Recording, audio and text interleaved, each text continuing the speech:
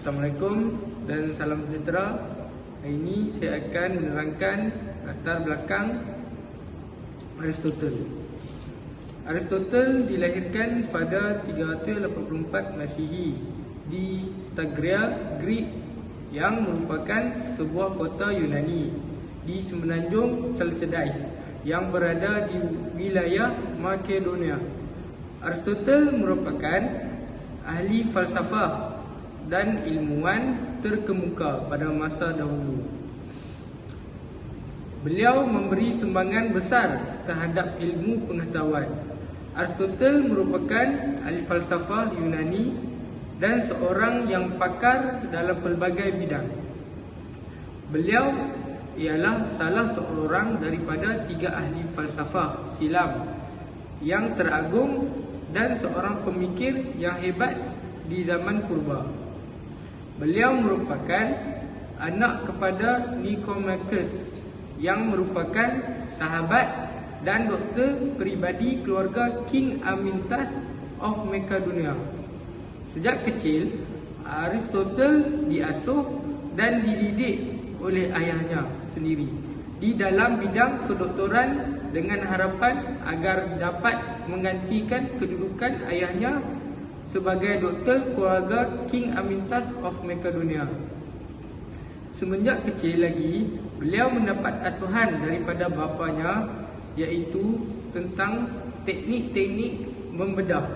Oleh sebab itu, perhatiannya banyak tertumpu pada ilmu-ilmu alam, terutamanya ilmu biologi. Baiklah, anda telah mengenal siapakah Aristotle. Oleh itu, saya akan menerangkan sedikit sebanyak sumbangan beliau. Beliau merupakan tokoh dalam bidang falsafah dan sumbangan terbesarnya adalah menulis karya-karya berkenaan ekonomi, politik, sastra dan metafizik. Beliau amat terkenal kerana mempelajari hampir kesemua bidang pada era beliau.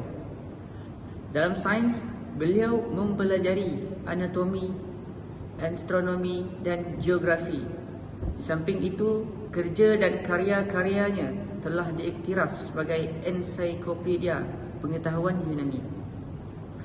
Sebagai contoh, kajian biologi iaitu kajian tentang haiwan yang dilakukan Aristotle kini menjadi asas biologi pada hari ini. Antara falsafah yang dikemukakan oleh beliau adalah falsafah tentang konsep kebahagiaan dan falsafah kebaikan moral. Selain itu, beliau juga mempunyai sumbangan di dalam bidang pendidikan, di mana teori-teori yang dihasilkan oleh beliau masih diguna pakai sehingga ke hari ini. Ideologi beliau juga tersebar ke serata dunia. Baiklah, saya akan menerangkan sedikit sebanyak tentang definisi falsafah menurut Aristotle. Beliau mengatakan bahawa falsafah ialah ilmu tentang kebenaran. Ini kerana tujuan atau matlamat falsafah adalah mengetahui hakikat sesuatu. Oleh itu, kehidupan sebagai ahli falsafah ialah kehidupan sebagai pengkaji dan penyelidik untuk mencari kebenaran. Dengan itu, ahli falsafah itu perlu berfikir dan mencari ilmu. Okey, seterusnya karya Aristotle. Aristotle dikenali sebagai tokoh yang mempelajari hampir ke semua bidang pengetahuan. Malangnya, hampir 80% daripada apa yang ditulis Aristotle telah hilang. Aristotle dikatakan telah menulis hampir 200 risalah mengenai pelbagai subjek, tetapi hanya 31 yang terselamat. Beberapa karya lainnya dirujuk oleh sarjana kontemporari, tetapi bahan asalnya hilang. Walau demikian, karya-karya ini telah mempengaruhi falsafah, etika, biologi, fizik, astronomi, perubatan, politik dan agama selama berabad-abad. Hasil penulisan Aristotle yang wujud masa kini adalah dalam bentuk karangan dan kebanyakan teks yang tidak diterbitkan. Ini mungkin merupakan nota syarahan atau teks yang digunakan oleh pelajarnya. Antara karya yang paling penting disalin ratusan kali dengan tangan sepanjang zaman kuno dan zaman pertengahan berjudul Fizik, De Anima, On the Soul, Metafizik, Politik dan Poetik. Terdapat beberapa risalah lain dikumpulkan yang disebut Corpus Aristotelicum dan berkhidmat sebagai asas untuk beratus-ratus perpustakaan persendirian. Bagi biodata Plato, Plato dilahirkan dari kalangan keluarga kenamaan Athens sekitar tahun 427 Masihi. Semasa dia remaja, dia berkenalan dengan Socrates yang mana menjadi guru serta sahabatnya. Selepas kematian Socrates, dia pergi meninggalkan Athens dan mengembara selama 10 atau hingga 12 tahun. Dan selepas 387 Masihi, dia kembali ke Athens dan mendirikan sekolah di sana, yang mana sebuah akademi yang berjalan lebih dari 900 tahun. Plato menghabiskan sisa umurnya yang 40 tahun di Athens mengajar dan menulis soal berkaitan dengan falsafah. Muridnya yang termasyhur iaitu Aristotle yang menjadi murid akademik sewaktu umur 17 tahun. Semasa itu Plato menjangkau umur dalam 60 tahun. Plato meninggal pada usia 70. Dia menulis tidak kurang dari 36 buku kebanyakan berkaitan dengan masalah politik dan etika, selain metafizik dan teologi. Okey, anda telah mendengar sedikit sebanyak tentang Plato. Seterusnya saya akan menerangkan sedikit sebanyak sumbangan beliau. Plato dikategorikan seorang bangsawan. Oleh demikian, sistem pendidikannya adalah dari aspek ketatanegaraan yang pertama. Ianya disusun oleh Plato yang dikenali sebagai pengarang pertama di Yunani. Tujuan pendidikan menurut Plato adalah untuk membentuk warga negara secara praktis.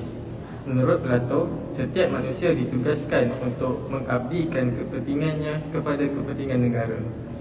Oleh itu, keadilan dapat wujud apabila setiap orang melaksana tugasnya dengan sebaik-baiknya.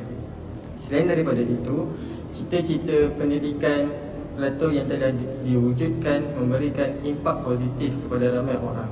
Oleh itu, jasa Plato dari segi pendidikan ialah Plato menyatakan bahawa manusia akan melakukan sesuatu mengikut kemampuan masing-masing. Seterusnya, dari akademik, Plato telah mendirikan sebuah institusi ilmu iaitu akademi. Akademi didirikan oleh Plato pada tahun 378 Masihi di Athens. Aristotle juga telah belajar di akademi tersebut. Selain itu, matematik.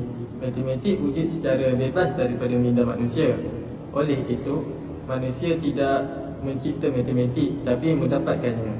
Telah banyak kajian telah dibuat oleh ahli matematik dengan melihat diri mereka sebagai penemu objek yang terjadi secara semula jadi. Seterusnya saya akan meneruskan dengan definisi falsafah menurut Plato. Plato menyatakan bahawa ahli falsafah adalah manusia yang bersedia menerima ilmu pengetahuan, cinta yang tidak pernah puas-puas belajar dan minat mencari kebenaran, serta suka melihat kebenaran itu diterjemahkan dalam kehidupan. Dalam kehidupannya, hati terpaut kepada kebenaran. Selain itu, ia menjelaskan bahawa terdapat unsur moral dalam falsafahnya. Bagi Plato, falsafah ialah pengetahuan kepada benda-benda. Benda-benda itu termasuklah benda di sebalik, iaitu metafizik. Pengetahuan ini adalah falsafah berusaha untuk memahami segala benda dan mengetahui akan hakikatnya. Beliau juga turut menjelaskan bahawa filsuf itu ialah orang yang menghiasi dirinya dengan kecintaan kebenaran serta penyelidikan dan lebih mengutamakan jalan keyakinan daripada jalan dugaan. Jalan untuk mencapai kebenaran menurut beliau adalah melalui falsafah, kerana intipati falsafah ialah mencintai, mengatur dan mengganggunkan kekuatan akal dan hati. Bila seseorang dapat mencapai falsafah, maka dia akan memperoleh pengetahuan. Dengan pengetahuan itu, dia akan bertindak sejajar-jajar dengan kebenaran tersebut. Kerana falasuf adalah cintakan kebenaran dan hanya mahukan kebenaran sahaja. Okey, seterusnya saya akan menerangkan tentang karya yang dibuat oleh Plato. Plato ialah ahli falsafah barat yang terkenal dengan penulisannya. Penulisannya menggunakan bahasa yang indah untuk menarik perhatian pembaca.